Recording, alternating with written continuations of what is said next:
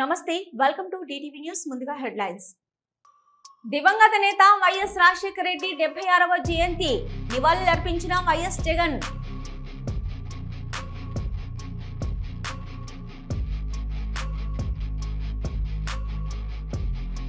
స్థానిక సంస్థల సమరానికి కమలదళం సిద్ధం స్థానిక నాయకులకు బండి సంజయ్ దిశానిర్దేశం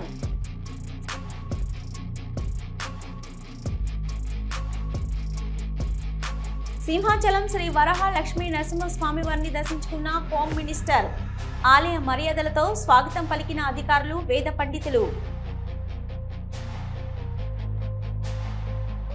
టీఆర్ఎస్ కు వ్యతిరేకంగా మాట్లాడితే బామర్తులు మాట్లాడుతున్నారు కేటీఆర్ హరీష్ రావులపై భువనగిరి ఎంపీ చామల కిరణ్ కుమార్ రెడ్డి ఫైర్ చేతులు కాలాక ఆకులు పట్టుకుంటున్న జగన్ సిపిఐ జాతీయ కార్యదర్శి నారాయణ ఘాటు విమర్శలు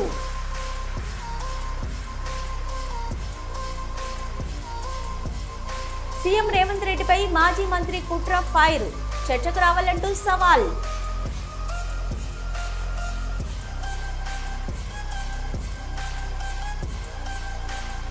మాజీ ముఖ్యమంత్రి వైఎస్ఆర్ 76వ జయంతి నివాళులర్పించిన వైఎస్ షర్మిల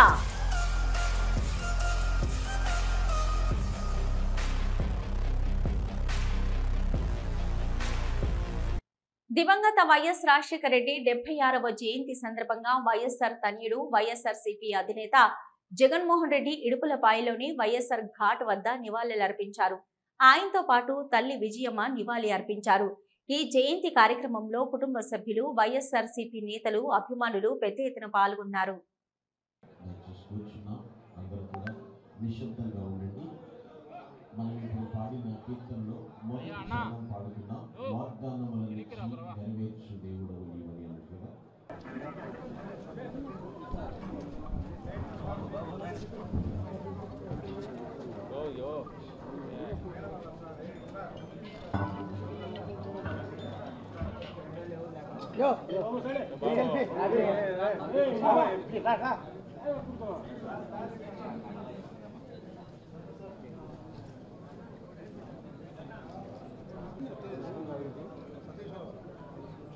స్థానిక సంస్థల సమరానికి కమలదళం సన్నద్ధమైంది.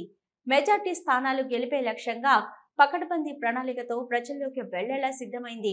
కరీంనగర్ పార్లమెంటు నియోజకవర్గ పరిధిలో రాబోయే పంచాయతీ ఎన్నికల్లో అత్యధిక స్థానాలను కైవసం చేసుకునేందుకు అనుసరించవలసిన వ్యూహంపై కేంద్ర హోంశాఖ సహాయ మంత్రి బండి సంజయ్ పార్టీ మండల అధ్యక్షులతో అంతర్గత సమావేశం నిర్వహించారు.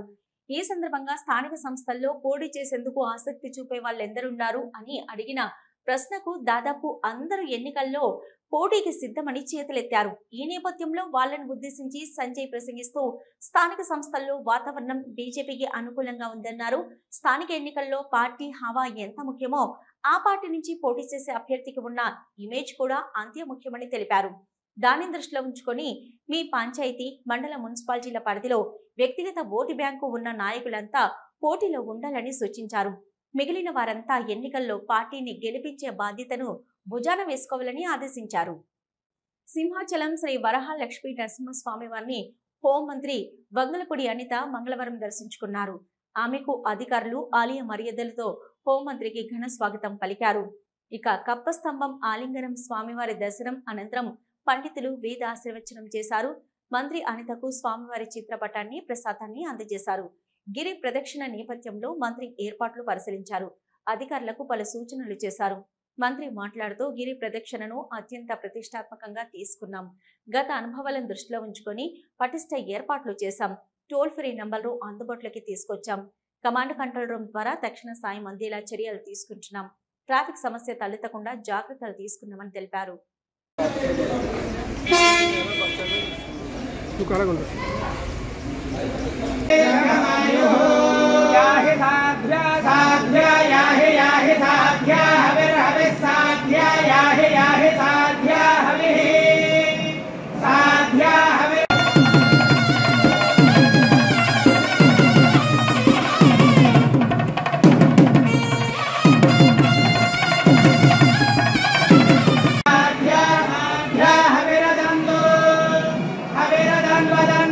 హవిరదంతో దేవా దేవ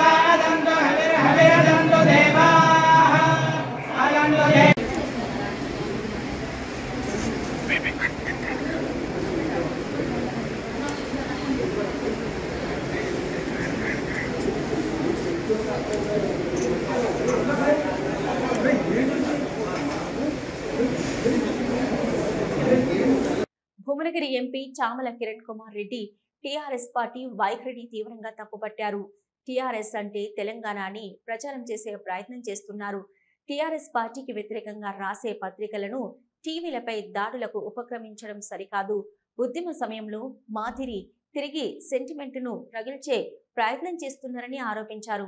బావా బామ్మర్దులు టీఆర్ఎస్ కార్యకర్తలను రెచ్చగొట్టి దాడులకు ప్రేరేపిస్తున్నారు.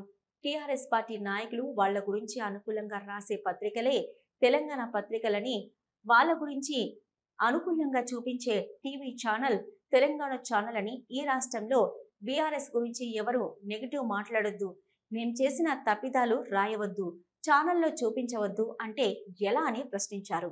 తెలంగాణలో బీఆర్ఎస్ గురించి ఎవరు నెగిటివ్ మాట్లాడినా రాసినా ఆంధ్ర ఛానల్ అంటున్నారు. కేసీఆర్ ఎన్టీ రామారావు దగ్గర బీఫామ్ కోసం అబద్ధం చెప్పి తర్వాత వచ్చి అజయ్ అన్న పేరుని తారక రామారావుగా మార్చుకున్నారు. కానీ ఆంధ్ర తెలంగాణ మధ్యన వ్యత్యాసం తీసుకొచ్చి అందరూ సుఖంగా ఉన్న హైదరాబాద్ నగరంలో ప్రజలను రెచ్చగొడుతున్నారని అన్నారు. అన్న పేరుని తారక రామారావుగా మార్చుకుర్రు. మరి తారక రామారావు అని పేరు పెట్టుకోవడానికి సిగ్గులేదు, కానీ ఆంధ్ర తెలంగాణ మధ్యన వ్యత్యాసం తీసుకొచ్చి అందరూ సుఖంగా ఉంటున్నటువంటి హైదరాబాద్ నగరంలో వీళ్ళున్నంత కాలము స్నేహం, కేటీఆర్ గారి స్నేహితులంతా ఆంధ్రవాసులు రాజులే. ఈయన తిరిగినటువంటి ఫిలిం ఇండస్ట్రీకి సంబంధించినటువంటి మిత్రులంతా ఆంధ్రవాసులే.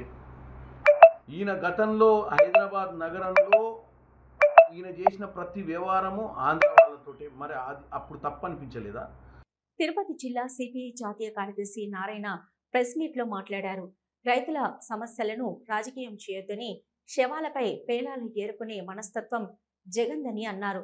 చేతులు కాలాక ఆకులు పెట్టుకున్న చందంగా జగన్ తీరు ఉందని, సీజన్ అయిన తర్వాత మామిడి రైతుల పరామర్శ ఏంటని ప్రశ్నించారు.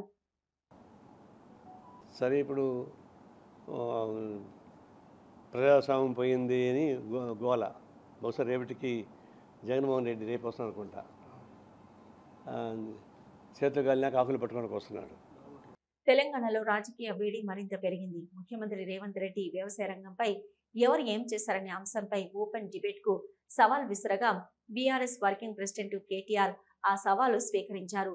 సీఎం ఎక్కడైనా వేదికను సూచిస్తే తాను చర్చకు సిద్ధంగా ఉన్నానని స్పష్టంగా ప్రకటించిన కేటీఆర్ ఈ నెల 8వ తేదీ ఉదయం 11 గంటలకు సోమాజిగూడ ప్రెస్ క్లబ్ వద్ద తాను సిద్ధంగా ఉంటానని ప్రకటించారు. దీంతో అప్రమత్తమైన పోలీసులు ఎటువంటి అవాంఛనీయ సంఘటనలు జరగకుండా ముందస్తు జాగ్రత్తలు తీసుకున్నారు. మేమే చెప్పినాం, మా పార్టీ తరఫున మేము ప్రెస్ క్లబ్ బుక్ చేస్తాం, ఆ ప్రెస్ క్లబ్కు మీరు రండి 11 గంటలకు జూలై 8 తారీఖు నాడని చెప్పినాం. చెప్పినట్టుగానే కొడంగల్లో, ఎక్కడో కాదు, ముఖ్యమంత్రి గారి సొంత నియోజకవర్గం కొడంగల్లో కూడా ఇంతవరకు రైతు బంధు పడని 670 మంది జాబితాతో సహా, రైతుల జాబితాతో సహా, వాళ్ళ పేర్లు, ఫోన్ నంబర్లు, వాళ్ళ ఇంటి అడ్రస్తో సహా మేము చర్చకు సిద్ధమై బయలుదేరిపోతా ఉన్నాం.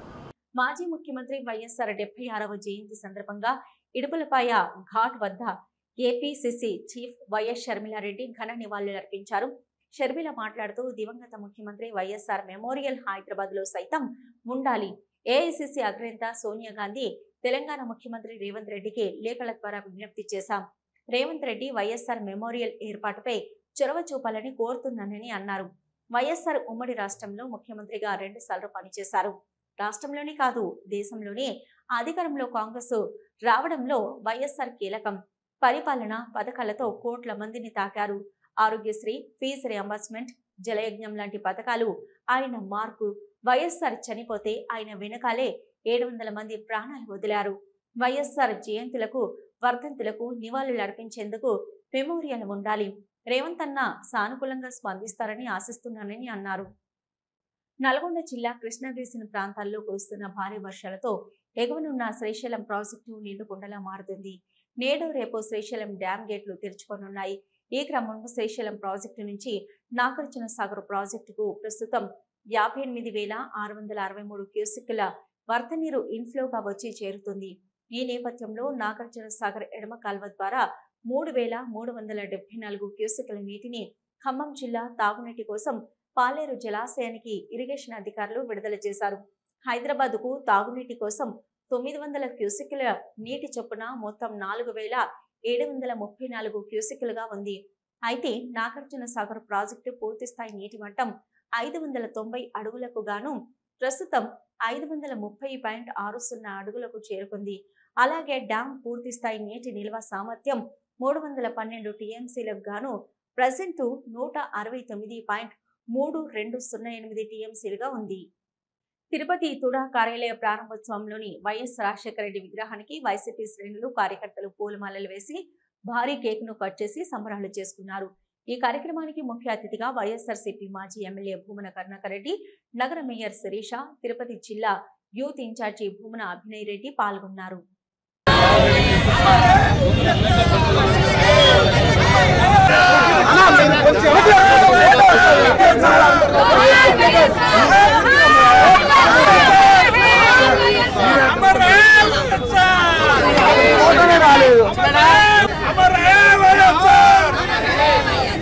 సికింద్రాబాద్ సివిల్ కోర్టుకు బెంచ్ బెదిరింపు ఈమెయిల్ రావడంతో పోలీసులు అప్రమత్తమయ్యారు. బాంబు ఉందన్న సమాచారం రావడంతో న్యాయవాదులు హుటాహుటిన కోర్టు నుంచి బయటకొచ్చారు. వెంటనే మారేడుపల్లి పోలీసులు సికింద్రాబాద్ సివిల్ కోర్టు చేరుకొని తనిఖీలు చేపట్టారు. డాగ్, బాంబు స్క్వాడ్ తో కోర్టు ప్రాంగణంతో పాటు కోర్టు హాల్లో తనిఖీలు చేశారు. చివరికి బాంబు లేదని తేల్చడంతో అందరూ ఊపిరి పీల్చుకున్నారు. నగరంలోని పలు సివిల్ కోర్టులకు ఇదే తరహా ఈమెయిల్ రావడంతో న్యాయవాదులు, న్యాయమూర్తులు భయాందోళనకు గురయ్యారు. ఎవరైతే ఈమెయిల్ పంపారో వారిని గుర్తించి పోలీసులు చర్యలు తీసుకోవాలని న్యాయవాదులు డిమాండ్ చేస్తున్నారు. సికింద్రాబాద్ బార్ అసోసియేషన్ మా ప్రెసిడెంట్ జనరల్ సెక్రటరీ గారు ఇప్పుడు చెప్పారు ప్రకారంగా ఇక్కడ అన్ని తనిఖీలు జరుగుతున్నాయి. బాంబు ఉంది అని చెప్తే చాలా అందరికీ ఇబ్బంది అవుతుంది. క్లయింట్స్కి ఇబ్బంది అవుతుంది, తర్వాత అడ్వకేట్స్కి, లిటిగేషన్స్కి, తర్వాత జడ్జెస్కి, స్టాఫ్కి, ఇంతమందికి ఇబ్బంది అవుతుంది. సో ఇక్కడ కంపల్సరీగా బాంబ్ స్కౌట్స్ ఇన్స్ట్రుమెంట్స్ పెట్టాలి, డిటెక్టర్స్ పెట్టాలి. అప్పుడే మనకి ఏదైనా సేఫ్నెస్ ఉంటుంది. నేను ఏం రిక్వెస్ట్ చేస్తున్నా నా కమిటీ వైపు నుంచి అందరికీ రిక్వెస్ట్ చేస్తున్నాను ఏంటంటే పోలీస్ డిపార్ట్మెంట్, జ్యుడిషియరీ అందరికీ కంపల్సరీగా బాంబ్ డిటెక్టెడ్ ఇన్స్ట్రుమెంట్ పెట్టాల్సింది. ఆఫ్టర్ వెరిఫికేషన్ ఓన్లీ వాళ్ళకి అలౌ చేయాల్సింది. అప్పుడే మనకి ఇది ఉంటుంది. Thank you very much for this. Kovur మాజీ ఎమ్మెల్యే నల్లపురెడ్డి ప్రసన్న కుమార్ రెడ్డి ఈరోజు కోవూరులో జరిగిన కార్యకర్తల సమావేశంలో నెల్లూరు ఎంపీ వేమిరెడ్డి ప్రభాకర్ రెడ్డి, కోవూరు ఎమ్మెల్యే వేమిరెడ్డి ప్రశాంత్ రెడ్డిలపై కొన్ని విమర్శలు చేశారు. ఈ నేపథ్యంలో ప్రసన్న కుమార్ రెడ్డి ఇంటిని ధ్వంసం చేయడం చర్చగా మారింది. ఏ క్షణం ఏం జరుగుతుందని భయాందోళనలు నెలకొన్నాయి. జూబ్లీహిల్స్ రోడ్డు నెంబర్ 36లో గల పార్కు సుందరీకరణ పనులను త్వరితగతిన చేపట్టాలని కమిషనర్ ఆర్వి కర్ణన్ అధికారులను ఆదేశించారు.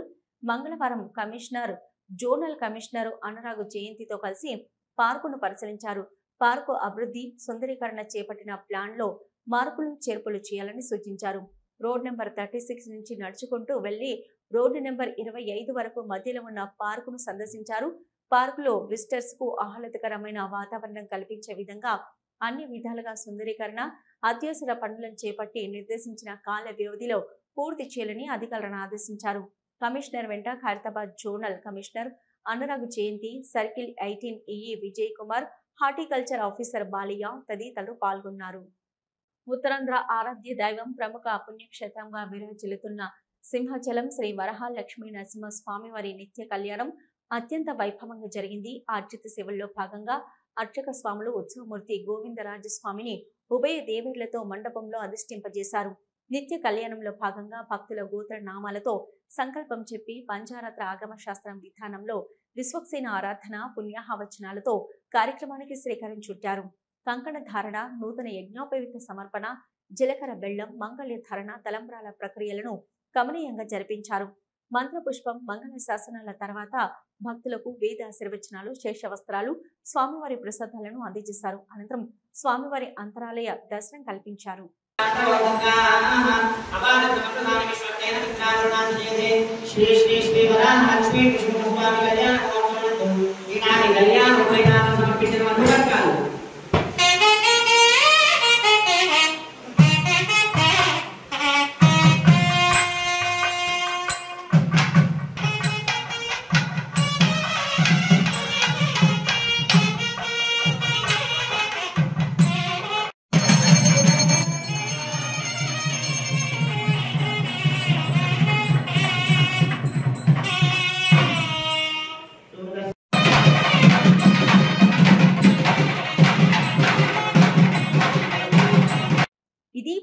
అప్డేట్స్. మరో బులెటిన్తో మళ్ళీ కలుద్దాం.